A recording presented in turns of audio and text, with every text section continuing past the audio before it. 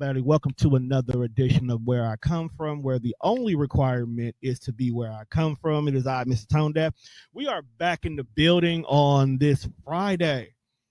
Yay, it's Friday, you know. Friday. You know what? They say that at my job, and the very first time I heard them say that, it irritated my soul. It's like, that's the corniest thing I ever heard. But I randomly found myself one day just like, it's Friday. I was like, oh man, it's time for me to get up out of here. Like, it's time for me to get up out of here because but then again, based on where our 9 to 5s are, them Fridays they hit. They hit. Well, they hit. Friday's probably better than yours because I only work half days on Fridays. Sorry. Oh, don't worry. You all right? No, don't worry. Don't worry. You all right? I'm okay. I'm definitely okay. But as you can see here today, I am joined by a great friend of mine, a lovely young lady who, honestly, I'm probably the most open with of a lot of people because she don't judge people. I let you be who you are. You let me be where you at. So whether if I'm ignorant, goofy, silly, super professional, there most of the time, ignorant. I'm gonna let you have that because I do. Like when I'm with you, I do. That's where you be. That's where I be at. I love it there though. You need that. You need balance. You can't be serious all the time. But unfortunately today, people, the conversation that we are about to have is actually a serious conversation. I am joined by my friend Nicole here with an H. Right. Nicole with the H. You know that's how I have you in my phone. It says Nicole with an H. I got a Michelle with one L. See what I'm saying? You gotta say it like that. My middle name is Michelle with 2 L's. Right. I'm here with Nicole Michelle. Ooh, that should be your stage name. That should be it. Nicole Michelle. You think so? I'm gonna try it. Nick Shell. No. That's okay. No, I tried. That's high fashion. We're gonna leave it there. Well, we are here to talk about a phenomenal event that she has coming up with a great organization, Common Thread. You're the founder of that, right? I am. Where'd that come from? So it came from God, 100%. Like, I know It was not me. Right. But it's obviously a play on words, fashion, right? Right. And then with cancer being a common thread. Cancer is a common thread. Okay. It has affected everybody. One of us. And so my mom loved fashion. And then with me being in fashion, right.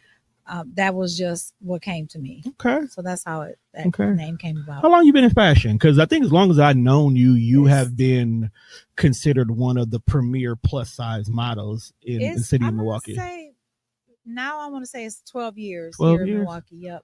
So did you get into fashion because of your mom, or you just fell in love with it and that's where we are? So what happened is when I was younger, when I was a teenager, I was in fashion. My mom actually paid for me to take classes and everything, but then my life changed and I went to the left and had a baby at 16, and so I had to spend the time taking care of my son. So then I still always was interested, and I was like, I'll get back to it one day.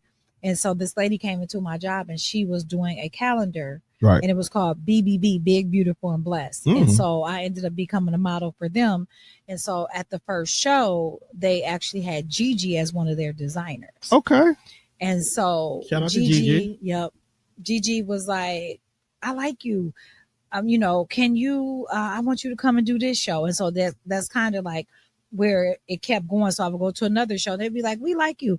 Can you come walk at this show? And, so it kind of just went from there. Shout out to Gigi to get you in your new lane. Gigi, a Gigi collection. And she actually is one of the designers. I was going to ask you, do you have her as a designer? Absolutely. In it? Okay. Absolutely. That is what's up. I'm super excited about that. I'm super excited about it too, because I know that from a personal level, this means a lot to you. So first of all, what is the event that we're talking about? So the event is a fashion show, Common Threads for Cancer Awareness Fashion Show. So we're putting cancer awareness and fashion together. Okay. So both of those are my passion. So I figure why not put it together and, honor my mother through it. Right. So you keep bringing up that you're honoring your mother and everything. What happened to your mom? So 10 years ago, my mom died from pancreatic cancer. Okay. And a lot of people don't know much about pancreatic cancer. The scientists don't know much about pancreatic cancer, but they do call it the silent cancer. Right. Because by the time you find out about it, it's already too late. It's generally stage 4. Very few people survive pancreatic cancer, but a pastor here, Pastor Malone, actually survived pancreatic cancer. Okay. And so it can happen, but that's part of getting this awareness out and knowing and understanding that every cancer is different. It is. But we still have to do our part and be aware and get screened. And we do. We do have to get that. I think because things like breast cancer is like one of the biggest things that most people talk about, because we're in Breast Cancer Awareness Month right now as we speak. Shout out to all the breast cancer survivors. Definitely shout out to all of them in regards to it. I think we do need to take in consideration there are cancers. Your body as a whole can have cancer anywhere in regards to it. How you eat, how you carry yourself, things you put into your body does play a major factor in regards to that. But things like pancreatic cancer, like you say, it's a silent one. We don't know yet we don't know what triggers it, what gets us there. So when, like you said, when you hear about it, it may be too late. Like recently, we just lost a major part of the neo-soul movement, D'Angelo, to pancreatic cancer and whatnot. So right now, I got Jill Scott on high alert. We need to protect her at all costs because we've already lost Angie Stones this year. Right. And now we done lost D'Angelo. Juan said you could take Music Soul Child, but we got to make sure. I feel like I'm feeling that. You could take music, but we need to keep Jill Scott because if you take her, my knee. Yeah, that's right. That's your crush. That's your girl. Look, Jilly from Philly. We can take a long walk in the park after dark. Real. I feel safe. You can rob me. I was here with Jilly. I'm good.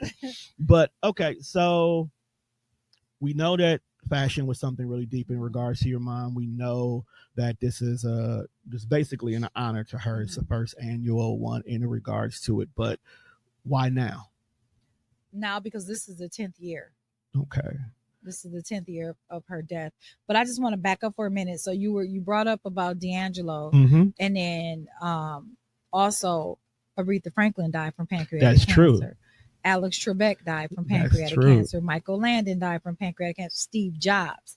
Now, I'm naming all of those names because we know them. We didn't know my mom, but cancer don't care about. It don't care. Steve Jobs had crazy money, right? He couldn't buy his way out of pancreatic cancer. And that's the thing I think that should make it hit a lot of people, because it's always this stigma that rich folks buy better health. Right. But when you look at something like this, it's like Steve Jobs had so much money just off of Apple alone that he's by definition still making money to this day. And like, you think he could just go buy a whole new body, buy a whole new pancreas for all we know, but he couldn't. Even he had to take the L in regards to that one. Exactly. So I don't think cancer, like I say, it does not discriminate. It does not care. It's not going to be like, well, she don't got no money, so I'm not going to mess with her. Or, he got a lot of money. I'm not going to mess with him. And that's a baby. I'm not going to mess. Cancer don't care. Don't care. Don't care. Does not discriminate in any type of way. And one thing that I can say, everybody knows somebody that has had cancer in one shape or form. I walk around and talk to people. And I ask people, do you know somebody who's been dealing with cancer? I haven't met a person yet that does not know anyone. You can't. Like, even just right now, 1,700 pull-up. Yeah, like we know Rosetta, and she's loud and proud about that. I have aunties that have died from cancer. My uncle, he actually ended up having throat cancer. Okay. He had also a liver disease as well too, but my mom ended up telling me about that, all the things that he had in regards to it. So it's definitely have hit close to home in so many shape or form. I have had exes who we're really good friends who they had breast cancer. Right. So it makes you have to like really look and care. I have a friend right now who she literally, we almost lost her. Right. We almost lost her, and now she's being an advocate in regards to it. So something like this definitely is needed in regards to communication in regards to it. Let me ask you a question. Let's back up a little. Let's walk away from this. Let's talk about you and your mother. Okay. How strong was y'all bond? My mama was my best friend. Okay. So when she got sick and I watched her, dying, because we knew, uh, pretty quickly that she was going to die. Mm-hmm. And all I kept thinking about was like, who going to go to like my company parties with me, or who am I going to call to be like, Mom, I got these tickets. You want to go? Because she was my go-to person. Like, that was I your would call person. her for every party, and she was going to go and have a blast and be the life of the party, because she always left a lasting impact on everybody. How did you handle the grief after all of that? A lot of prayer. Okay. So I believe that my relationship with God was at the strongest it had ever been.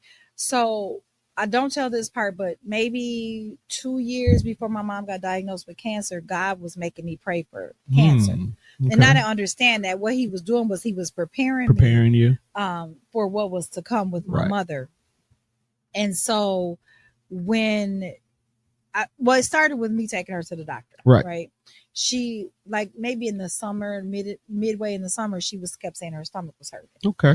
And so I took her to a lot of different appointments. They had scans and they did scopes and they did all the stuff, and they couldn't see it. They couldn't find it because the pancreas hides behind the stomach. It, right. And so people can't. They just can't find it. So that would explain why most of the time we don't catch it till stage 4. Yep, because it's hidden. So we're going through this process, and so I'm taking her to the ER probably twice a week at this point. Okay. So the day that we go to the ER, the ER doctor happens to be an oncologist. So we're sharing with him, like, what are her symptoms? And he's like, you know what? Let me check something else out. Right. So he checks her bilirubin level, which is really your liver, but they work hand in hand.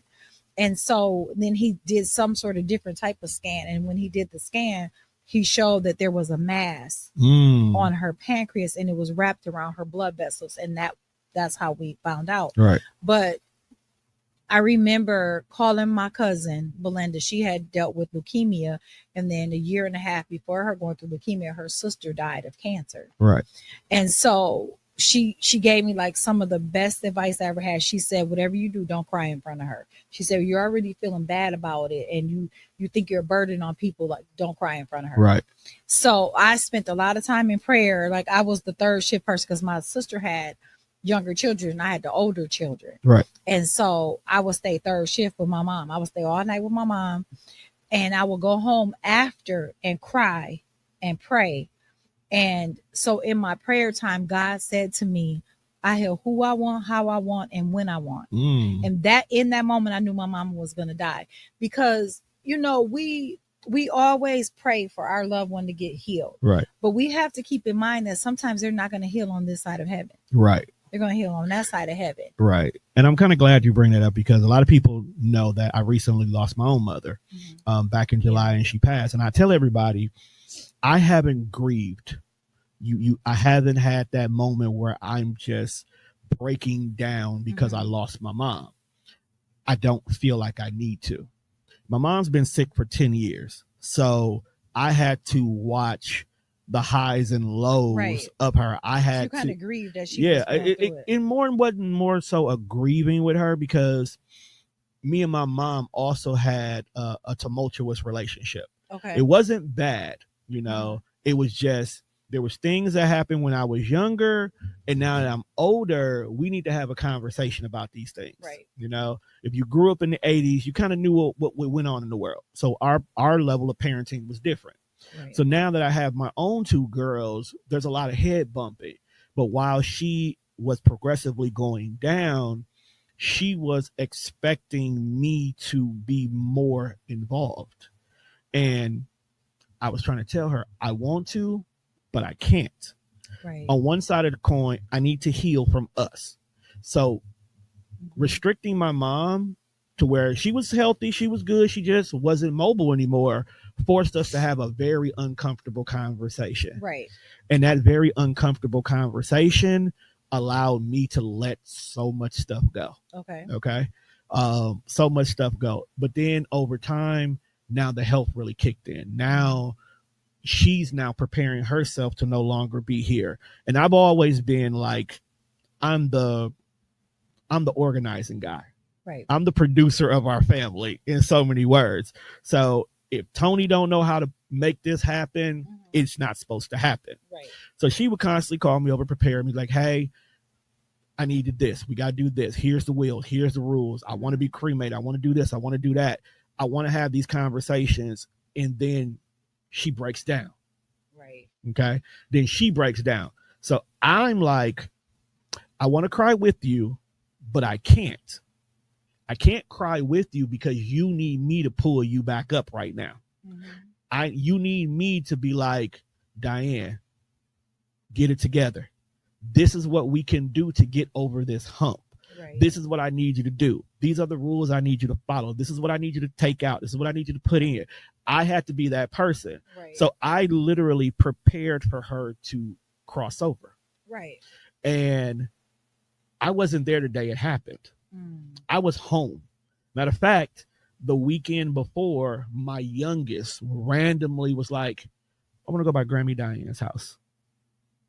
I had like 5 or 6 recordings that day, so I couldn't take her.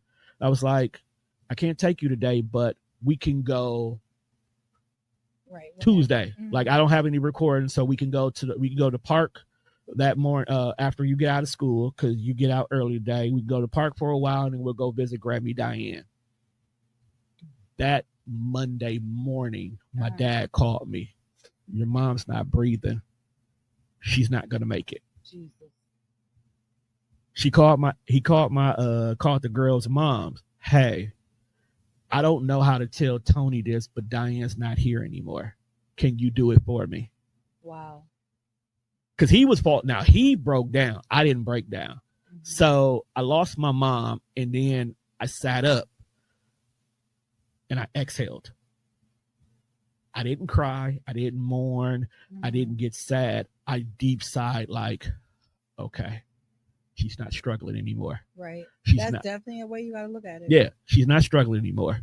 She's not stressing anymore. She's not feeling like she's a burden to anybody no more. She's not holding the family back. She's not stopping my dad from going outside and being more than just her 24-hour caretaker. Right. I'm not forcing Tony to have to choose between his career, his future, the girls, and be my, take care of me. Right. I looked at it like that, and I think that's why I don't grieve like people expect me to.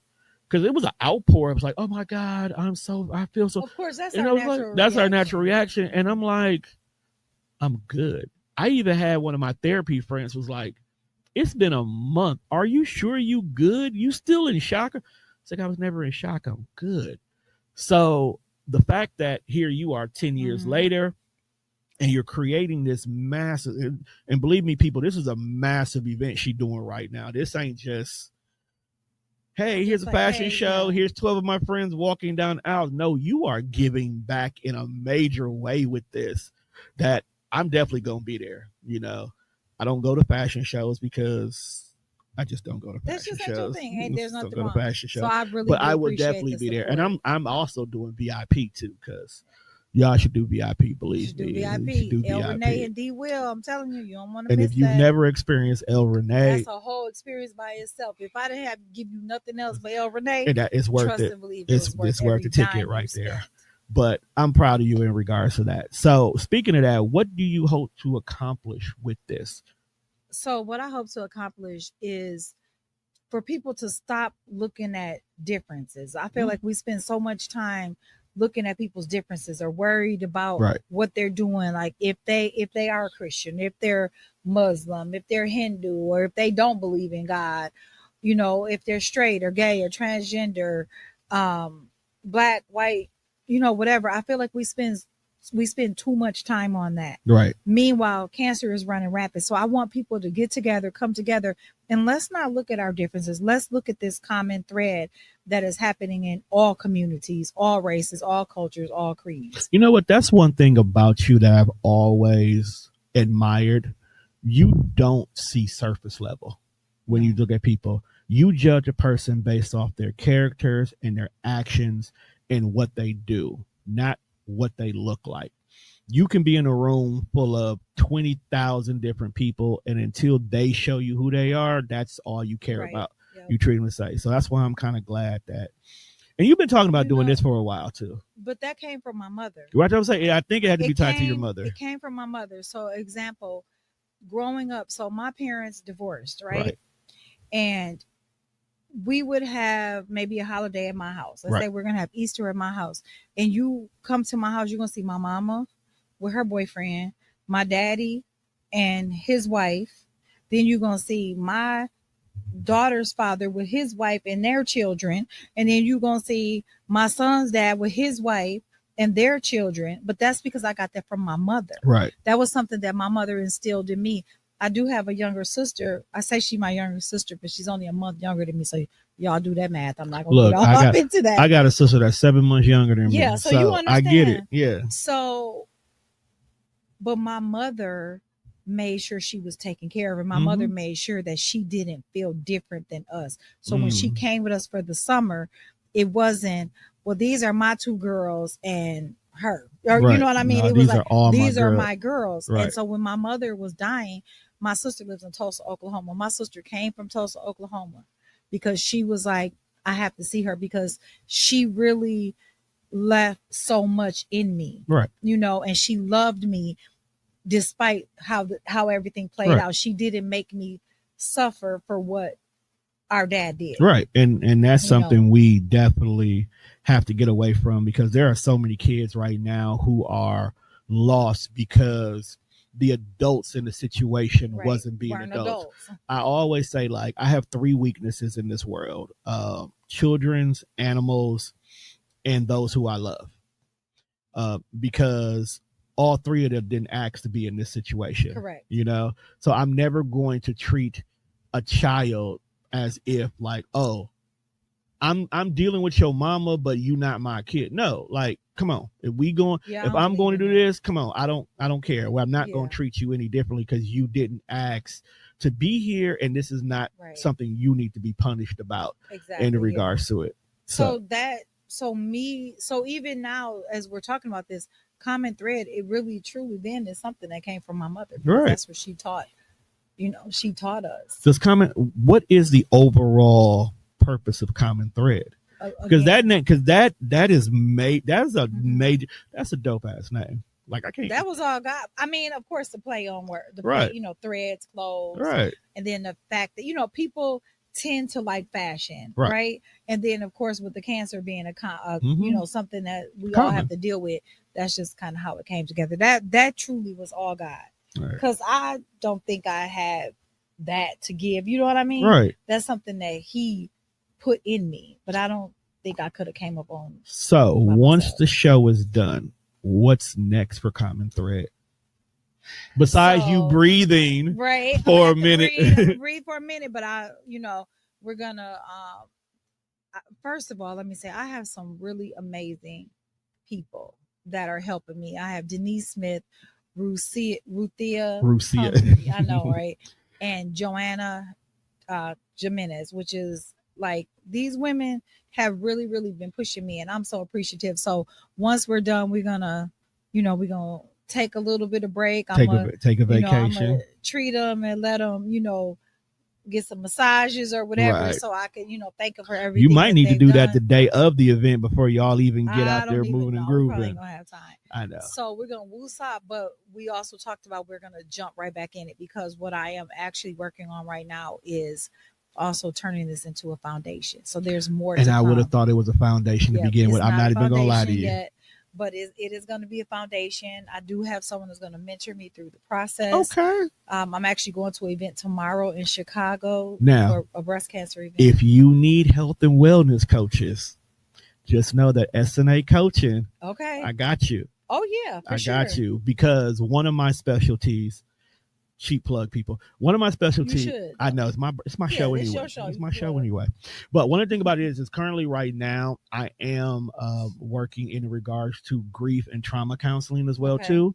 I actually have about a couple of clients. They're not in Wisconsin. I deal with a lot of outside the Milwaukee clients right now, and there are so many people who just need that support to just be able to open up and say, this is how I'm feeling. Help me get to the other side of it. Right. And then as a wellness coach as myself, I help you help yourself get there. For sure. So I guide you through that. And looking at the situation, especially dealing with a major life-changing event. Even if you in the early stage 1 of having cancer, that's still life-changing. Oh yeah. You have to process so much. You have to change who you are. You have to deal with all these new procedures, and you have to look at your life completely different than the way you used to look at it before. So you brought up something that's important, talking about dealing with trauma. So the lady who was actually going to mentor me, her name is Tasha Joyner, and she has a foundation. The Tasha Joyner Foundation is out of Chicago. And so, like I said, I'm going to a gala tomorrow of hers, but she shared some information with me that I also want to share with the people, and this can relate to you. They are finding a correlation between trauma and breast cancer. You want to hear something funny? Since working with Savannah in regards to her Lupus Has No Face podcast, you just did her episode not too long ago. I've noticed that stress, trauma ties back to a lot of not just only like surface level feeling, but a lot of internal stress, lot of internal, because your body, when you're stressed, your body gets internally tight. Absolutely. And you're overworking your organs and you're overworking your blood vessels, and you're forcing your body to be in a state of, what's the word I'm looking for? Arrest at all times. Okay.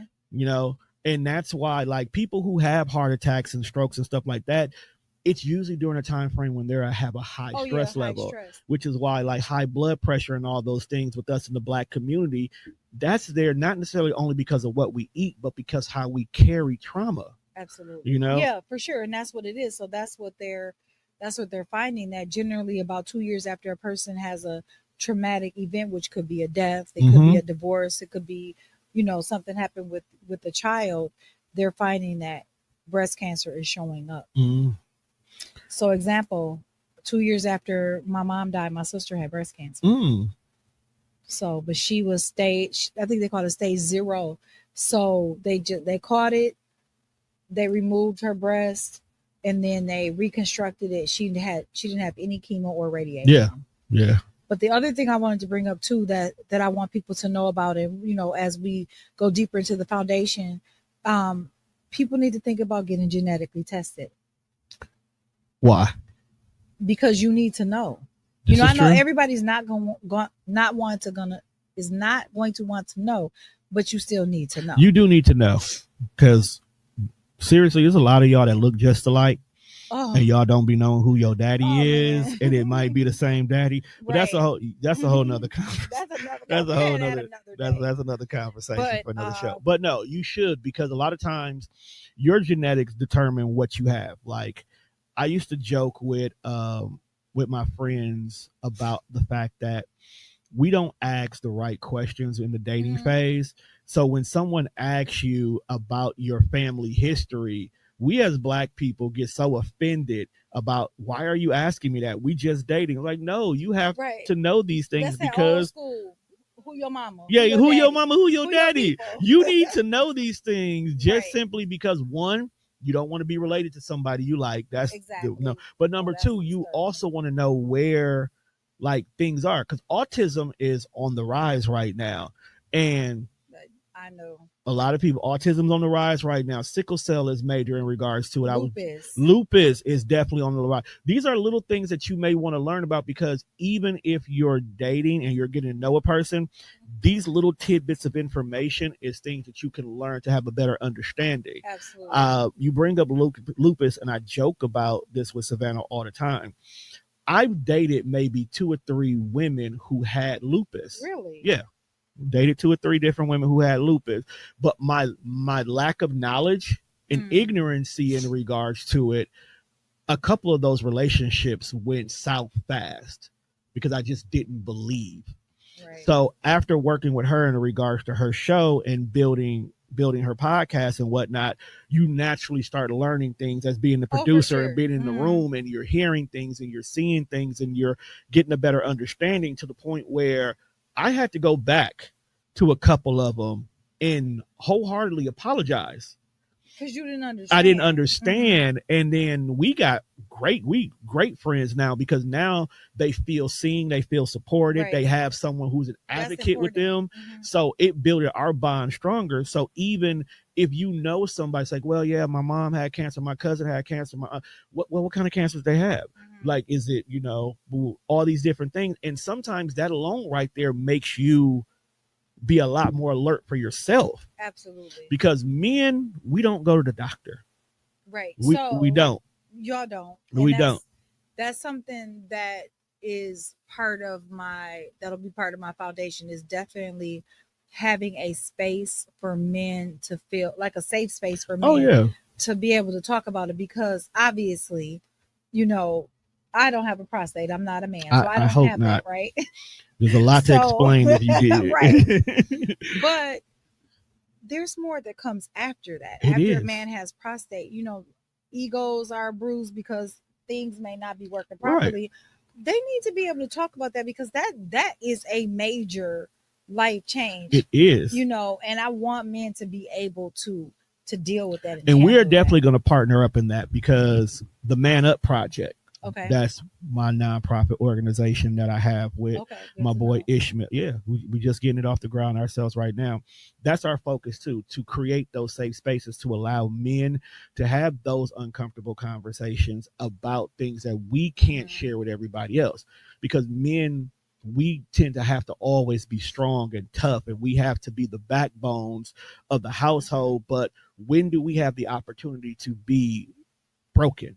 Be vulnerable? Correct. We don't have, like you say, if a man finds out he has prostate cancer, a lot of times we catch that in stage 2, 3, or maybe even 4. So now you have to change her. Or if we do end up catching it early enough that it can be removed and detected, we as men are affected.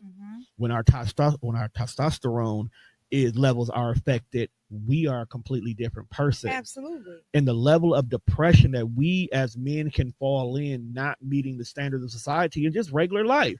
Let a man lose a job and watch you see this man crumble. Correct. So then to be able, not be able to not be the provider, not be able to and not be into we are just like y'all have days where he's like, I'm not in the mood. We can have those too. Stress plays a major factor on us. And unlike y'all, and I don't hate to say this for y'all, if we don't work, nothing is happening. Right. Y'all can supplement. But if we don't work, it's a wrap. It's nothing. And a lot of times, don't work, don't eat. In so many ways. So we can't be that individual. We can't be not the best in society's eyes. It really breaks my heart though that that you got to think about, you got to have to always be strong, and getting cancer doesn't make you weak. You know what I mean? But anything that makes because anything that makes a man perceive as vulnerable, society beats down on them even more for not being strong. Right. Like finding out a man has breast cancer, it makes some men look at it like, how'd you get a woman's disease? Like, whoa, hold on, bro. That's not a woman's disease. Let's fix the ignorancy real quickly. So, as part of this Common Threads for Cancer Awareness, we are doing a video. Okay. And it's called The Common Thread of Cancer. And one of the people that we are interviewing is Clyde Redmond from Redmond. Shout out to Redmond. Yeah. And so he had breast cancer, which is rare. It is. So we'll be interviewing him on Sunday. Okay. Is this like for anybody to come to and view, or y'all just doing a private recording? We're doing the model call. So another thing, model call Sunday at the Sherman Phoenix. I don't know the address. Sorry. From 4 to 7. So for those of y'all who don't know the address, the Sherman Phoenix, the address is 3635 West Fond du Lac Avenue. Well, by the time this airs, it'll be over, but that's okay. Okay. I still want to say that. But we're going to also be interviewing people. So starting at 12 o'clock, we're going to start at one place, and we have 4 people to interview. Okay. And then we're going over to the Sherman Phoenix, and we're going to have the model call. And then we're also going to be interviewing a few people for. Oh, y'all working together. Oh, we working. Y'all working. This year, we not joking. Yes, and as you shouldn't. It's going to become bigger than that. So the video is just a snippet of what's really to come in 2026. We don't want to. Part of the foundation. We ain't telling nobody nothing else. That's all. They got to show up. Right. Because you about to show out. You know what I'm saying? God is going to show out. For sure. He been showing out for all my peoples lately. Even me, there's a lot of stuff going on with me that I ain't told nobody about yet. But sometimes you just got to hold it right here and let God do what he going to do. As the famous words of the great poet Kendrick Lamar. Sometimes you just got to pop out and show niggas. You got to pop out, right? You just got to pop out and show niggas. So we've talked about this phenomenal event and everything. When does it happen? Where is it happening at? It is happening November 9th. Okay. At the Clybourne, 2202 West Clybourne. VIP is at 3:00. Again, you don't want to miss VIP. I'm just going to say El Renee. I'm going to say nothing else about it. That's all we got to say about that. And then general admission, and then the show will begin at 4:00. Okay. We do have vendors. We have a lot of different vendors. Yeah, what are some of the vendors? I have Basket Bliss, which is Stacy Green, I believe is her last name. Stacy the Vet is her name. Okay, that was like Stacy something. I also have Queenie Creations, okay, which is one of my friends. She does everything. Today I was in Sherman Phoenix and spoke with May. I know it's just terrible. I'm sorry. I'm all over the place. The lady who has like the skin care inside the Sherman Phoenix. Classic. Okay. Shout out to Marie. We gotta help our sisters. So no doubt. Who else? There's some more. I don't. We don't need to know. We just need to know. I'm just so excited that is, and every last one of them have been affected by cancer. Okay, that's what's even dope about it. I remember me and you were off camera talking about that part, that every single entity that is tied to this event has some direct personal connection to cancer itself, which once again, that's that thread. That's that woven thread that goes along in regards to it. Right. I'm excited. Oh, I do have to mention the hostess that do the mostest. I was waiting for it. Jamila Kearney. Okay. I'm telling you, she just by herself. If you have never experienced the tales of two Jamilas, Kearney is just whoo. I love her because every time I walk in the room, she gave me a title that I wear proudly. And every time I walk in the room, she'll be like, Tone, the hardest working man in podcasting. She will say it, and she will say it loud and proud. It is never, I love her. And I love her for that in regards to that. So I'm excited. I'm proud of you. Thank you. I'm proud of you in so many ways because I've watched your journey. We've known each other for a while. You've done, you are a part of the TDR family. I am. And, in more than one ways. The crazy part about it is all three of y'all had a podcast together on the network. So the fact that y'all are family, I was going to show up just naturally off the fact that we've had to talk about this vision a long time ago. Right? And it's not the way you explained it, or maybe you're just not showing it now, but I can't wait to see your vision. I'm coming with my camera. Please do. I'm coming with my professional camera. And I want to capture all of this, even if it's just from my own personal files to say 10 years later. Do you remember this? So that sounds like you volunteering something. Nope, I'm not. Nope, get somebody else to do it. Oh, okay. All right. Get somebody else to do that. Oh, I thought you this for me. Sponsoring some time. Nope. So. I want to enjoy it. See, that's the great thing. I'll bring my camera, but I want to enjoy it too. This is one of them times, like second or third annual one. I got you. For this one, I got to experience. I got to experience. It's gonna get bigger. I'm already have God is already downloading to me next year, which I didn't expect. So, but I need you guys to support. Well, because people are supporting you. This is. I hate to say that cancer is such a major thing in society that people feel obligated to support it, because like you said, it affects somebody and they just want to find somebody local a lot of times to pour into. And you are being blessed left and right. You don't even got to tell, no, we don't need to know on this show. We just know I'm just being blessed that I'm able to even execute exactly this.